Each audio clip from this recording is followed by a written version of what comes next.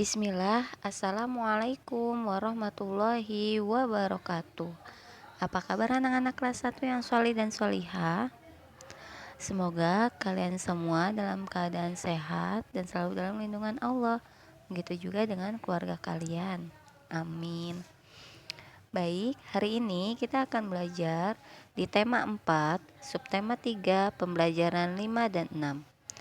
Di pembelajaran 5 dan 6 ini, insya Allah kita akan belajar matematika, bahasa Indonesia, dan PPKN.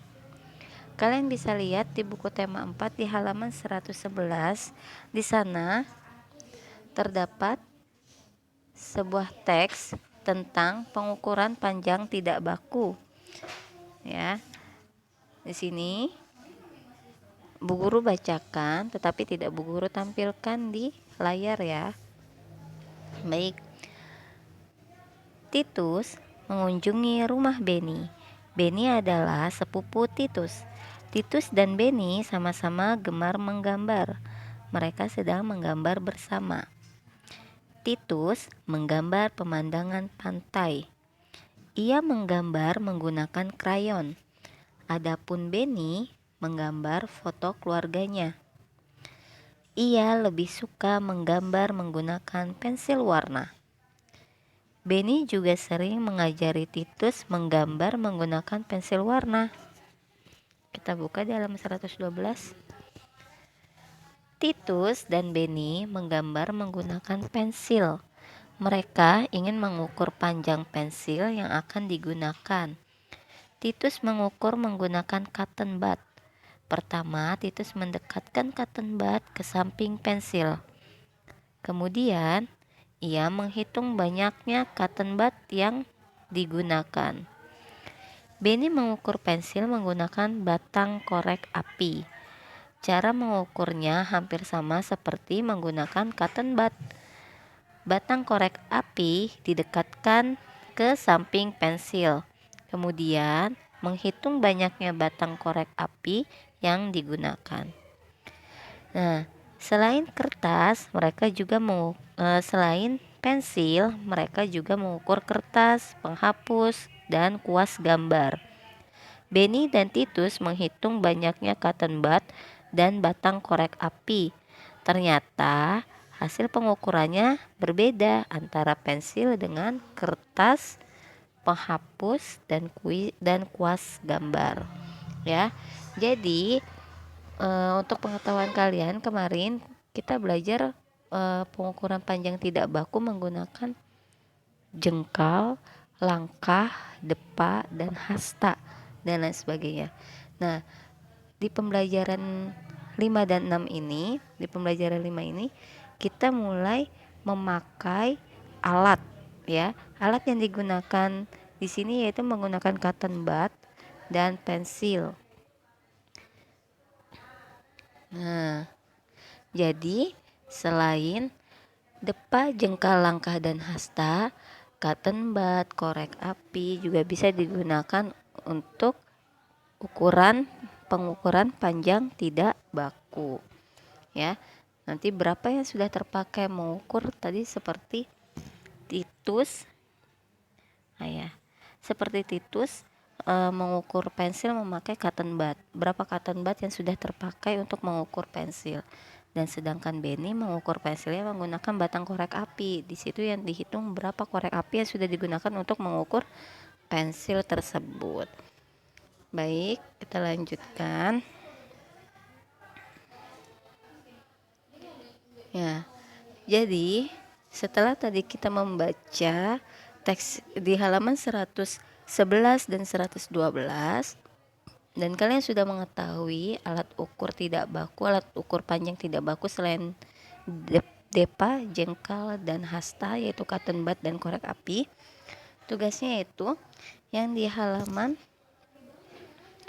113 di tabel 3.5 bisa dilihat ya. Di sana silakan kalian tentukan bendanya apa saja yang ada di rumah. Kerjakan sampai 5 nomor saja. Berarti dilanjutkan ya. Kalian isi dari nomor 2 sampai nomor 5. Ya. Lalu panjang benda. Misalnya kamu menggunakan korek api. Nah, di sini hanya korek api yang digunakan ya. Jadi alat ukur panjang tidak bakunya kita menggunakan korek api. Ya, jadi di sini contohnya yaitu buku tulis. Buku tulis jika diukur memakai korek api, dia panjangnya sebanyak 3 batang korek api. Nah, nanti silakan kalian tentukan benda apa saja yang ada di rumah, diisi sampai nomor 5. Begitu juga pengukuran panjangnya berapa korek api yang sudah digunakan untuk benda yang kalian tentukan. Ya, sudah paham? Jadi tugasnya yang di halaman 113. Kita lanjutkan. Membaca teks percakapan. Baik, boleh dibuka halaman 114. Di sana ada sebuah percakapan antara ayah Nyoman, Wayan, ibu Nyoman. Ya, 3 ya, berarti tiga pemeran ya di sini. Nah, di sini Wayan berlibur di rumah paman. Oh ya, ada 4 pemeran, yaitu Wayan, terus Nyoman, ayah Nyoman, dan ibu Nyoman. Di sini alur ceritanya ialah Wayan berlibur di rumah pamannya. Nyoman adalah sepupu Wayan, ya. Jadi Bu Guru bacakan ya. Di sini Bu Guru menjadi 4 pemeran karena Bu Guru tidak bersama kalian. Jadi Bu Guru sendiri yang menjadi ayah Nyoman, menjadi ibu Nyoman, dan menjadi Wayan. Baik. Bismillah. Wayan, apakah kamu senang berlibur di sini? Senang sekali, Paman. Di sini menyenangkan, masih banyak sawah dan kebun. Apa yang kalian lakukan tadi sore? Kami tadi pergi ke sawah, Bibi. Apa yang kalian lihat di sawah? Kami melihat petani sedang menanam padi, Ayah. Kami juga melihat petani sedang membajak sawah, Paman. Apakah kalian tahu makanan pokok masyarakat Indonesia? Nasi, Bibi. Benar, Wayan. Nasi merupakan beras yang sudah dimasak. Beras berasal dari padi. Liburan selanjutnya, Wayan ingin ke sini, Paman. Boleh, Wayan. Terima kasih, Paman. Sama-sama, Wayan. Nyoman senang bermain bersama Kak Wayan. Sebagai saudara, kalian harus saling menyayangi. Tentu saja, Ibu. Baik, Bibi. Oke, di sini Bu Guru membacakan empat pemeran. Nah, nanti bisa kalian praktekkan di rumah dengan siapa saja. Yang penting ada yang menjadi ayah Nyoman, ibu Nyoman, dan ada yang menjadi Nyoman, dan ada yang menjadi Wayan. Oke, tapi ini tidak dibuat tugas ya. Silakan kalian baca saja. Selanjutnya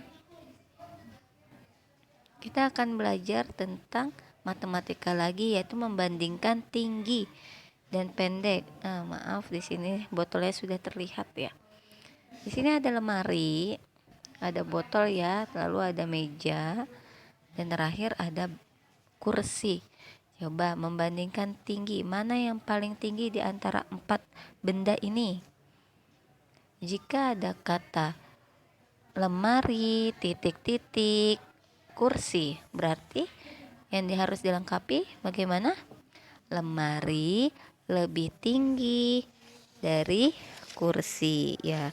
Ini ada di halaman 116 ya. Ya. Bu Guru hanya mencontohkan lemari lebih, misalnya kita di sini lemari dan kursi.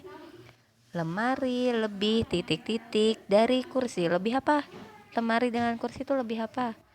Lemari lebih tinggi karena ukurannya itu lebih tinggi daripada si kursi.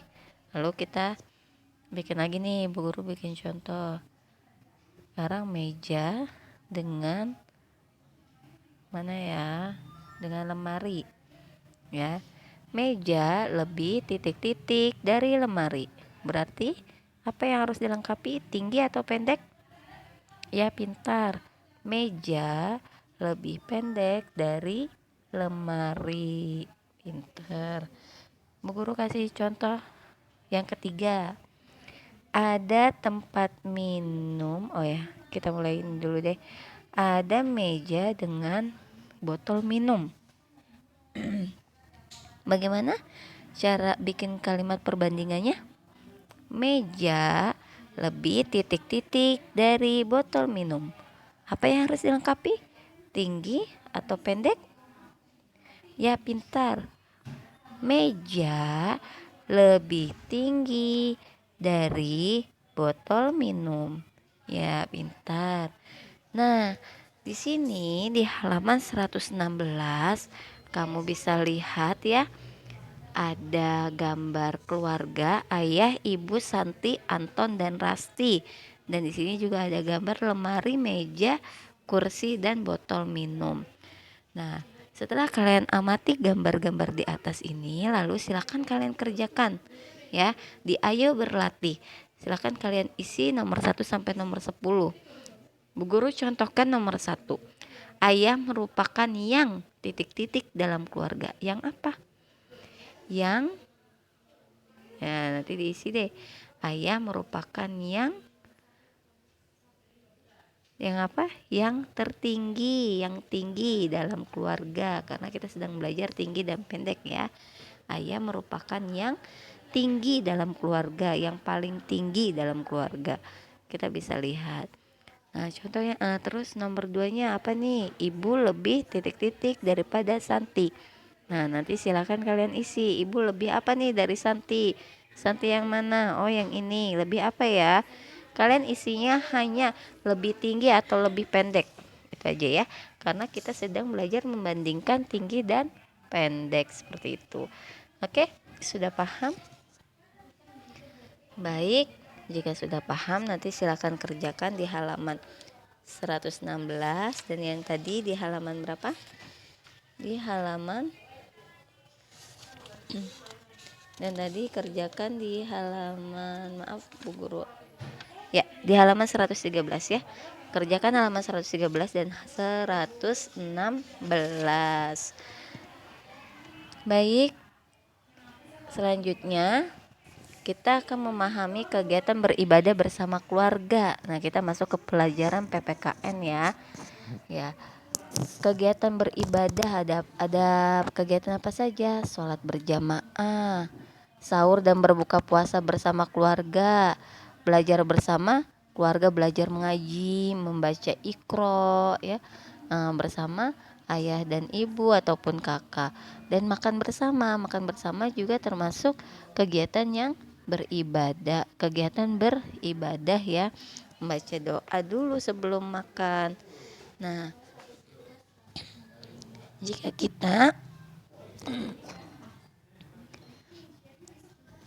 kita melakukan ibadah, melakukan sholat melakukan sholat 5 waktu, taat kepada Allah, di situ adalah bentuk rasa bersyukur kita kepada Allah.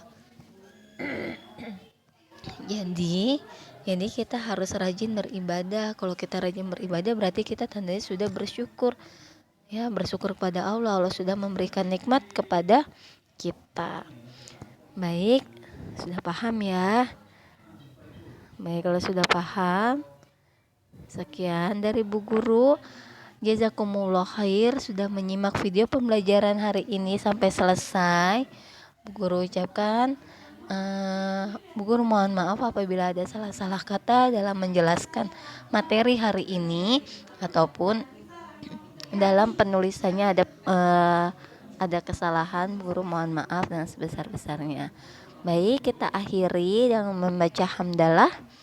Alhamdulillahirabbil alamin. Ya, terakhir Assalamualaikum warahmatullahi wabarakatuh.